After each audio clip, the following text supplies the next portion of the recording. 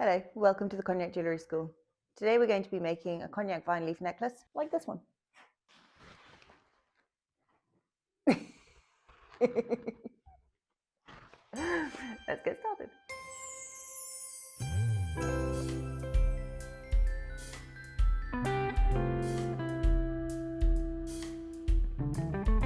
For this project, you will need a sheet of silver, a skeleton leaf, a template of your leaf, 2 jump rings, one large and one small, and a chain.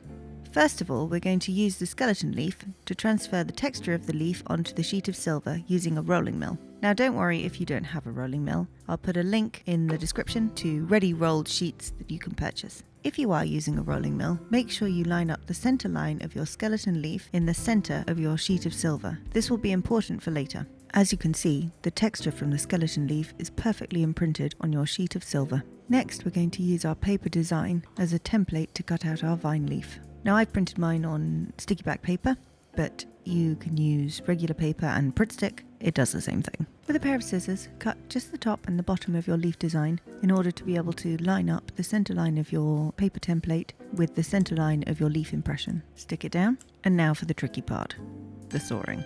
Sawing out a design like this is always going to be difficult and fiddly, so take your time and try not to break all of your saw blades. Don't worry too much if there are bits you can't get to, because we will revisit them later with needle files. Once you've cut out your shape, pop your leaf on a fire brick and we're going to burn off that paper.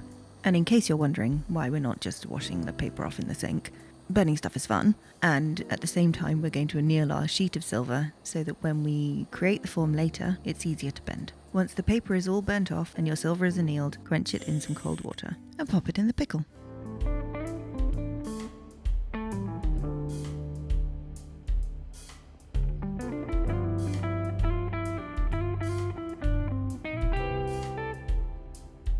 Once your silver is nice and clean, remove it from the pickle pot and we can begin to refine the details of your leaf with needle files. Now's the opportunity to refine any bits you missed when you were sawing out your design. Once you're happy with the shape of your leaf, you can solder your jump ring. I like to use borax as my flux, but any flux will do. To solder, place your leaf and the smaller of your jump rings on a fire brick and paint with flux. If you're using an open jump ring, make sure the join of your jump ring is touching your silver sheet so that you solder it shut in the process, and paint the join with a flux of your choice. One small piece of hard solder is more than enough for this job. Pop it on the join between your jump ring and your silver sheet and solder. And always keep a pokey stick on hand for when your solder inevitably falls off. Once soldered, quench and pickle.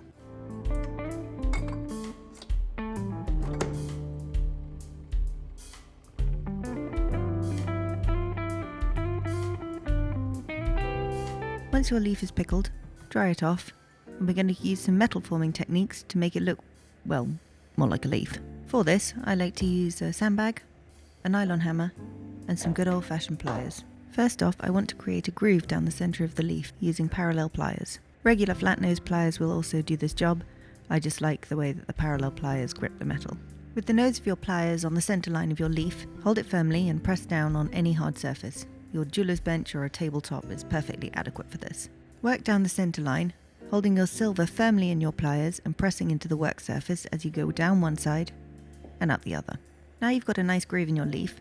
Make a dent in your sandbag, pop your leaf in and hold it firmly on one side while tapping it with a nylon hammer or a hide mallet on the other. When I said tap, really I meant wallop. Better still, think of someone you don't like, then hit it. And hey, just like that, your anger has transformed your silver sheet into a beautiful leaf.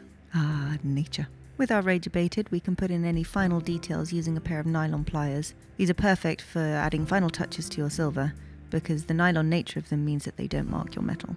All that's left to do now is to polish your piece. Today we're going to be hand polishing with abrasive pads.